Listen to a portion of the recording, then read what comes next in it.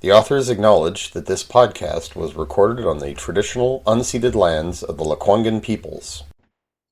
Hello, and welcome back to Stories from Space. I'm your host, Matt Williams, and today we are capping off our series on megastructures. In our previous installments, we looked at the kind of structures that would be possible assuming the creators were a Type 2 level civilization on the Kardashev scale. We even dipped into a little bit of thought on Type 3 civilizations. But today, we'll be examining concepts that have been proposed over the years that deal with a Type 1 plus civilization.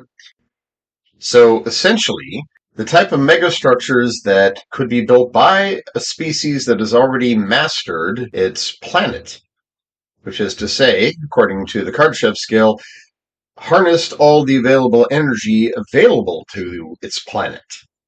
And while these concepts are not exactly as exotic or fascinating as some of the previous concepts we were looking at there for truly advanced civilizations, Type 2 or Type 3, they are nevertheless very interesting in their own right because these are the types of things that, though they may seem a little bit far off in terms of engineering and so forth, they may very well represent the future of humanity.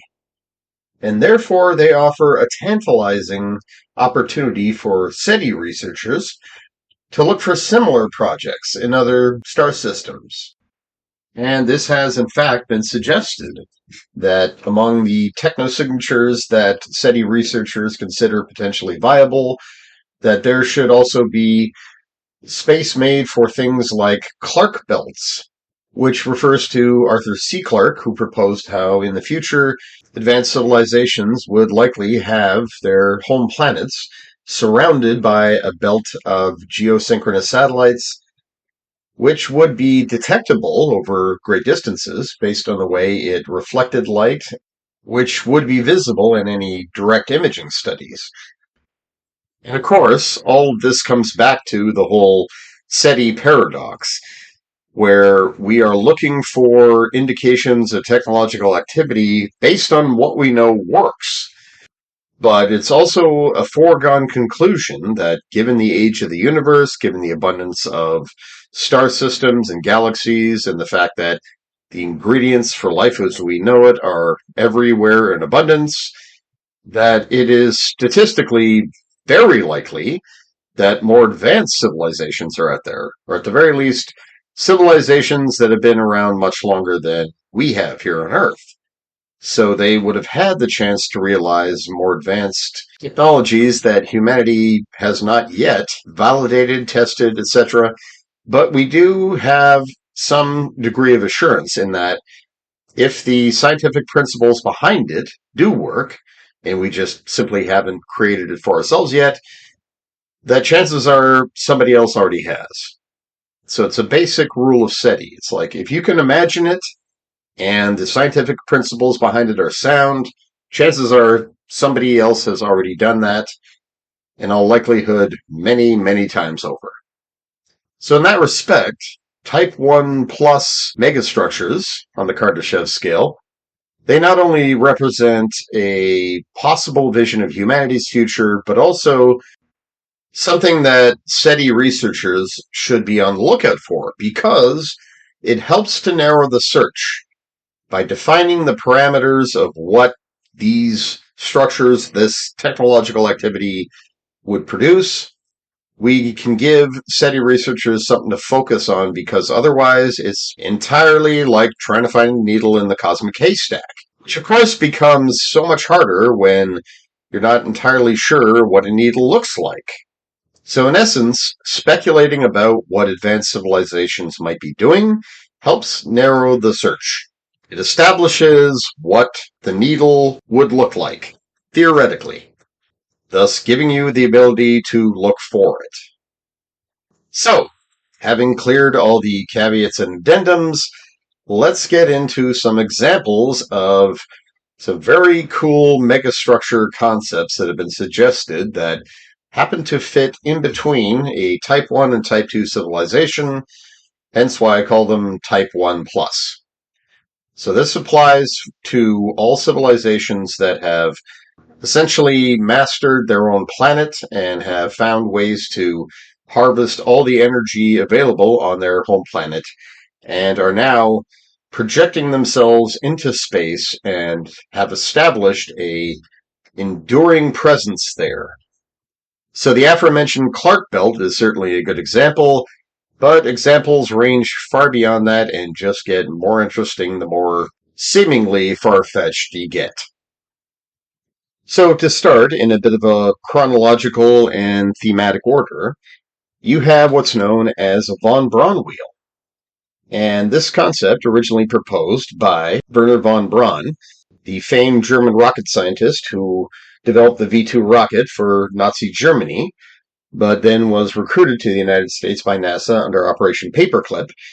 He had proposed a number of very, very interesting concepts over the years. And the von Braun wheel, in fact, was one of many ideas he proposed for the human settlement of space, which was featured in a spread done by Collier's magazine in 1957, titled Man Will Conquer Space Soon, and also in an episode of Disneyland's Tomorrowland, specifically the episode titled Man in Space. And in addition to all kinds of spacecraft and illustrations from von Braun's own proposal, called the Mars Project, about how humans could in fact conduct a multi-year exploration program to Mars, it showed a von Braun wheel in orbit of Earth, as well as other key bits of infrastructure, which he believed would be absolutely essential for humanity's expansion beyond Earth. And the concept is really very elegant and simple. You have a rotating wheel station, and this provides, or rather, it simulates artificial gravity. The centripetal force that's generated from the rotation, that ensures that everybody inside is being pulled down towards the outer ring, and therefore will not be suffering from the effects of microgravity. And the concept itself is something that goes back even farther than von Braun in his time. And the first recorded mention of it, like many, many concepts in space exploration and humans in space, it's attributed to Konstantin Tsiolkovsky. And he wrote about using rotation in space stations to create artificial gravity. And that was back in 1903. It was featured in his famous treatise titled Exploration of Outer Space by Means of Rocket Devices. And this was the same treatise in which he presented his now famous rocket equation. And that idea went on to inspire the Yugoslavian-Slovenian aeronautical engineer Herman Letochnik, who released a book in 1923 called The Problems of Space Travel, the Rocket Motor. And that contained a detailed illustration of a circular space station that would be positioned in Earth orbit, and which, again, rotated to impart artificial gravity. And the concept itself was also featured in the 1968 film 2001: A Space Odyssey, which, of course, was co-written by famed scientist and science communicator Arthur C. Clarke. And we see in that a pinwheel station, which spaceplanes regularly dock with and other spacecraft depart from to go to the moon and beyond. And, of course, it has the artificial gravity because, as we see it, it's spinning in space to the tune of The Blue Danube by Jonathan Strauss II. And the concept became even more widely known thanks to the 1975 NASA Summer Study, which was a collaborative effort between the NASA Ames Research Center and Stanford University. And the purpose of this study was to design a station that could be positioned in Earth orbit that was based on current-day technology and means, and the resulting design was called a Stanford Torus. And interestingly, the idea of that was also featured in the film Elysium. We see the rich living aboard this station in orbit, which rotates, and not only does that provide simulated gravity for the people in the pinwheel, but it also holds on to the atmosphere, which is otherwise left open to space. The artificial gravity basically keeps the oxygen-nitrogen atmosphere stable and prevents it from escaping to space. And next up, a concept that is a classic and really goes back to the early days of speculation and dreaming about humanity's future in space, and it's known as the Bernal Sphere. And this idea takes its name from John Desmond Bernal, who was an Irish physicist who's best known for his studies on the atomic structure of crystals and solid compounds, but he was also somewhat of a dreamer and a futurist. And in 1929, he released a book called The World, the Flesh, and the Devil, an inquiry into the future of the three enemies of the rational soul. And in section 2 of the book, he spoke about the challenges of humanity going out into space and what it would take for humans to live and work there in a sustainable long-term manner. And one of the ways he addressed this was he suggested the creation of a hollow spherical space habitat that would be pressurized and could accommodate 20 to 30,000 people, and it would measure roughly 16 kilometers or 10 miles in diameter. And as he described it, imagine a spherical shell 10 miles or so in diameter, made of the lightest materials and mostly hollow. For this purpose, the new molecular materials would be admirably suited. Owing to the absence of gravitation, its construction would not be an engineering feat of any magnitude. The source of the material out of which this could be made would only be in small part drawn from the Earth, for the great bulk of the structure would be made out of the substances of one or more smaller asteroids, rings of Saturn, or other planetary detritus. So, like many early theorists, he proposed that space structures could be manufactured using in situ resource utilization. Basically, harvest materials from near-Earth asteroids or elsewhere and use that to build up infrastructure in low Earth orbit or beyond, cislunar space, or even further. And this brings up another major proposal, which is Gerard K. O'Neill's O'Neill cylinder. It is said that he was partly inspired by the Bernal Sphere, and much like with the Stanford torus, it began with a study in which he and students of his began working on the idea for a space station that could accommodate thousands of human beings away from Earth and could be manufactured using in situ resource utilization and could be accomplished using then current technology. And it was during the 70s this study took place. And he detailed it further in his 1976 book, The High Frontier, Human Colonies in Space. And he described how humanity could expand through the solar system using these stations, or as he'd like to refer to them, islands in space. And as he said, although the total volume of the asteroids is far smaller than Earth's, it is a volume much more accessible than the depths of our planet. On Earth, only a thin skin of material is available to us without deep mining under high pressures and intense heat. We would have to disfigure the entire Earth to obtain only 1/100th of the material contained in these now useless, lifeless asteroids, and there are thousands of those minor planets.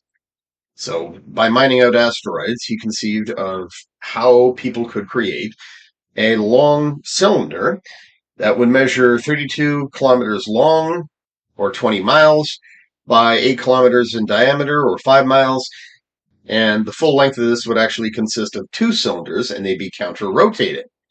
And this would simulate gravity for the inhabitants, and at the same time, the counter-rotation would cancel out any gyroscopic effects, meaning that it would not begin to veer or change direction there over time, and this would keep it aimed squarely at the sun in his proposal. And according to O'Neill, the main purpose of these habitats would be to relieve population pressures on Earth, and that at the same time they could be positioned throughout the solar system at various Lagrange points, so they would have a stable orbit wherever you place them, and eventually they could accommodate millions of people, and without the need for settling on other planets. And that's especially important when it comes to space habitats because, of course, settling on other planets requires some significant engineering. You need habitats that can protect against radiation and also an unbreathable atmosphere. or in some cases, no atmosphere. And of course, there's the issue of lower gravity, which means that people living there would be subject to health effects over time, and we're not even sure how it would disrupt reproductive cycles. So, if we're planning on creating self sustaining populations in these places, i.e., they're going to make babies, we would need to know exactly what kind of intervention was necessary to ensure that they grow and develop healthily. And as he envisioned it, it would actually allow Earth itself to become something of a preserve, because not only would the human population be able to relocate to these space habitats largely over time, but industry could also make the migration. Mining, as he explained, it could be done at a fraction of the cost and with far less effort when it comes to asteroids, and also manufacturing done in space and in zero gravity, you could take advantage of that for all kinds of processes. So basically, you could cease all mining and all manufacturing on Earth. And as he described it, a non industrial Earth with a population of perhaps 1 billion people could be far more beautiful than it is now. Tourism from space could be a major industry and would serve as a strong incentive to enlarge existing parks, create new ones, and restore historical sites. So, with a population just 1 billion, which is something that James Lovelock advocated for, he's the author of Greening Mars and the co inventor of the Gaia hypothesis. A population of 1 billion is believed to be what would be perfectly sustainable for humans and Earth without any environmental destruction needed to provide for them. And of course, with this population reduced to a fraction of what it is today, Earth's natural habitats and biodiversity could restore itself. And it's also worth noting that the O'Neill cylinder is something that Jeff Bezos, also a futurist who is hoping to create a road to space there so that we can have a much larger human population that lives largely off-world, he is an advocate for creating O'Neill cylinders. So in the sort of competition between him and Elon Musk has been dedicated towards settling Mars for certainly before he founded SpaceX in 2000. Bezos has been dreaming of building islands in space. But of course, the two of these gentlemen, they're not alone in this, and they are not representative of the actual advocacy and field. They're just two of the best known names.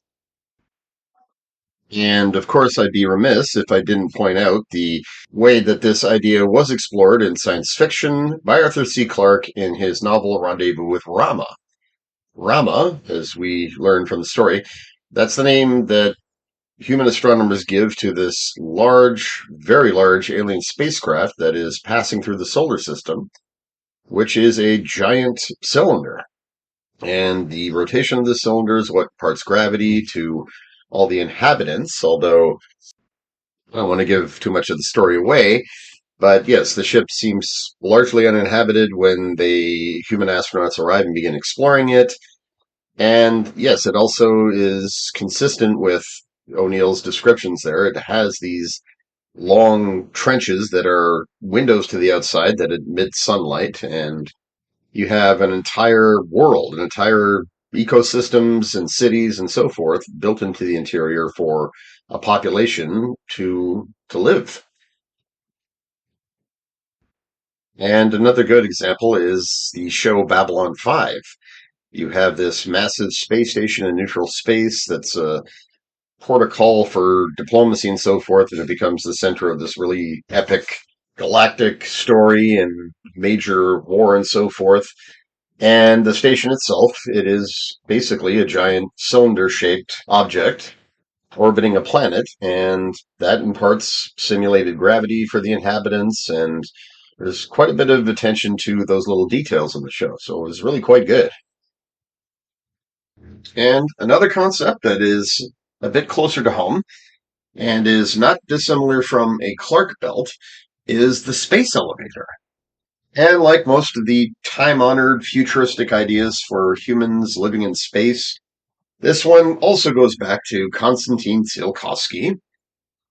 And it was in 1895 he wrote a paper on the possibility of this. He had witnessed the Eiffel Tower, And so he conceived of a structure that would reach to geostationary orbit, roughly 36,000 kilometers above Earth's surface, just over 22,000 miles. However, he envisioned a compression structure. So basically, a structure that had a very, very wide base, and like the Eiffel Tower, each level was a little smaller and supported the overall structure. And at the time, he did note that this was not a realistic idea, given that there was no material strong enough to support the weight of such a structure, but that future generations may find a solution.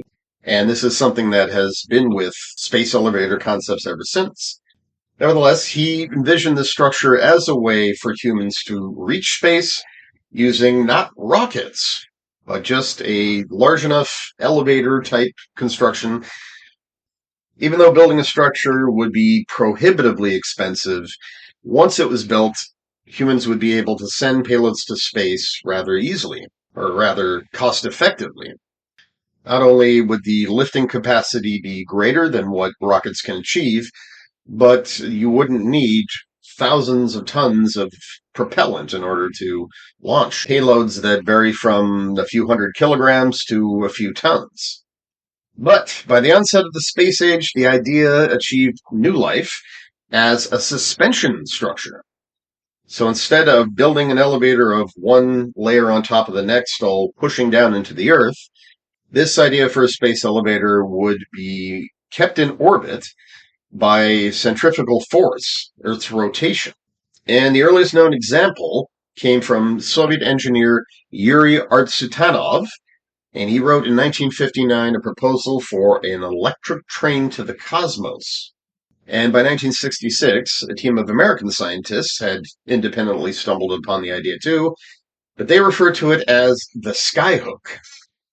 In any case, these and other versions that would follow, they shared a lot of the same design elements. So you'd have, for example, an anchor, which would be attached to a fixed point on land or mobile sea platform, a tether that extends out from Earth into space, and a counterweight at the other end in space, which could be, in many designs, a captured asteroid.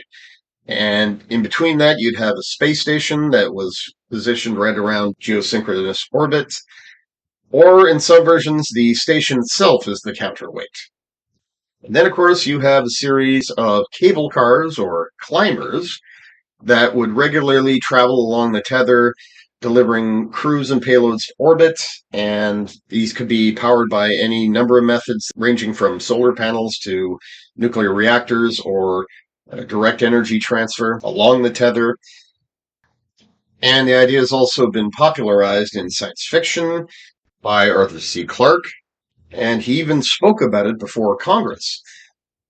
In any case, the most well-known example of Clarke's advocacy for such a structure was in his book Fountains of Paradise, which featured a space elevator, which was anchored in the Maldives in the Indian Ocean, which happens to be a perfect spot there to create an anchor structure for a space elevator because it's equatorial, and also it's not far from where Arthur C. Clarke lived the better portion of his life in Sri Lanka. And other locations that I've personally looked up are Isla Isabela, which is off the coast of Ecuador, and Sao Tome and Principe, islands off the coast of Equatorial Guinea and Gabon, Africa. And the idea has received a lot of fresh thinking and ideas ever since the turn of the century, thanks to the development of carbon nanotubes. And even though those were judged to be not a decent material for a tether, ultimately, there is a lot of new life being breathed into it now, thanks to the discovery of graphene. And listeners may recall an interview I did with Dr. Peter Swan and Adrian Nixon, both of whom are members of the International Space Elevator Consortium, and we discussed exactly that, the graphene tether that could make a space elevator a reality, and they've since been investigating other materials as well. The point, however, is that a structure of this nature would be a good example of a Type 1 plus civilization, the kind of engineering that they'd undertake, and it would be detectable, too. Provided your instruments are sharp enough and you can do direct imaging of exoplanets, which we are starting to do ourselves, if you can finally assess the light being reflected from an exoplanet, if you're capable of discerning a Clark band, well, then you'll surely be able to discern the presence of the large counterweight and the space station that connected to the surface. What might appear like small orbital asteroids, not unlike Mars's moons Phobos and Deimos, would in fact actually turn out to be, given their perfect co-rotation with the planet that they're orbiting, they would in fact appear to be a space elevator or a like-minded structure. But of course, the list doesn't end there. There's also the notion of orbital rings, which was featured in the miniseries adaptation of the Foundation series by Isaac Asimov. And curiously enough, in that show, as I recall, Trantor, the capital of the Empire, it had a space elevator which was then sabotaged. So instead of building another space elevator, they decided to build a series of orbital rings. So similar in concept to a Niven ring, but also with a little space elevator engineering thrown in there. You'd have a series of rings in geosynchronous orbit or in low Earth orbit, perhaps. The actual height specifications can vary, and they are connected to Earth by a series of towers. And this idea was also featured in 3001, Final Odyssey, Arthur C. Clarke's final installment in the whole Space Odyssey series. And the idea being that humans would have quick access to space. They could ascend from any one of a number of elevators positioned around the globe, because, of course, this massive megastructure here, it would have to be anchored to several points on the globe, and again, equatorial locations are the best. So one in South America, specifically you have Ecuador, Colombia, or northern Brazil, and also Africa, anywhere from Gabon to Democratic Republic of Congo to Uganda or Kenya, southern Somalia, and then Indonesia or Borneo, and ultimately somewhere in the Pacific Ocean there. So possibly the aforementioned Isla Isabela. So these and other concepts. And believe me, there are many, many more. And once again, I got to recommend Neil Blevins' artwork. He has assembled a very impressive montage of different concepts there, and he's done artwork for each of them. But this provides a pretty good framework here for not only the kinds of megastructures that are consistent with a type 1 plus or type 2 civilization, or a few ideas there I'd mentioned for type 3, a galactic civilization. But I do believe you'll find that these many, many different ideas that you can find out there are variations on a few core concepts. So, for example, type 2 megastructures are almost all derived from the Dyson Sphere concept, and so they fall under the heading of Dyson structures. And that certainly can include Niven rings, because they are, as Niven admitted, it's his own take on a Dyson structure, and they're often referred to as Dyson rings. And as for type 1 plus megastructures, yeah, they really come down to pinwheel stations, aka von Braun wheels or Stanford toruses, or tori, as well as space elevators, Bernal spheres, or O'Neill cylinders. They tend to fall into certain groupings, just based on general theme and engineering challenges. But before we wrap up our series here on megastructures, I had to mention one in particular that I completely forgot, and I was very saddened to realize I had, because it is another exotic and one of my absolute favorite ideas, and it's also one I want to feature in a fictional story at some point. And it's known as a nickel Dyson laser. And this idea comes to us from a science fiction reviewer named James Davis Nichol, and it's based, of course, on a Dyson structure.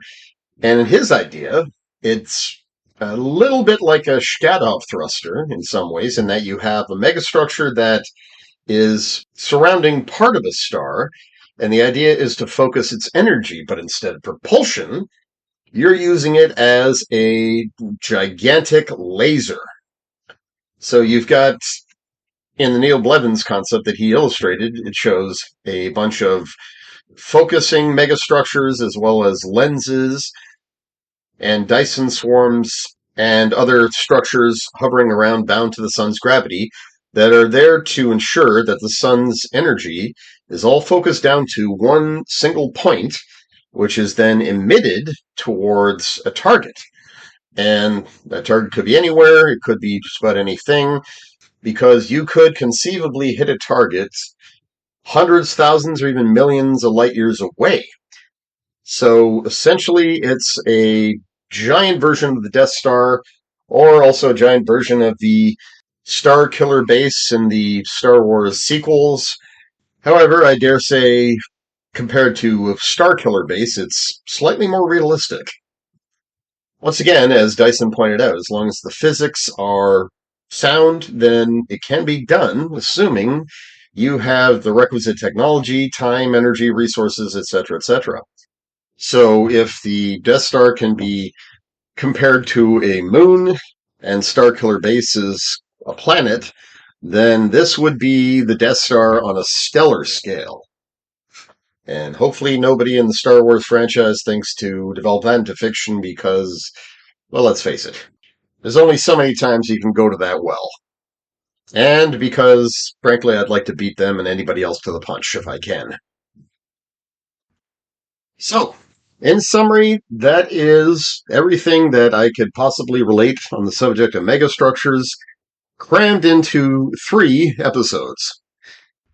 I certainly hope people have enjoyed listening to this as much as I've enjoyed writing about them over the years and learning about as much as I possibly could about these so far entirely theoretical structures and how they could be a technosignature that could point the way towards extraterrestrial intelligence.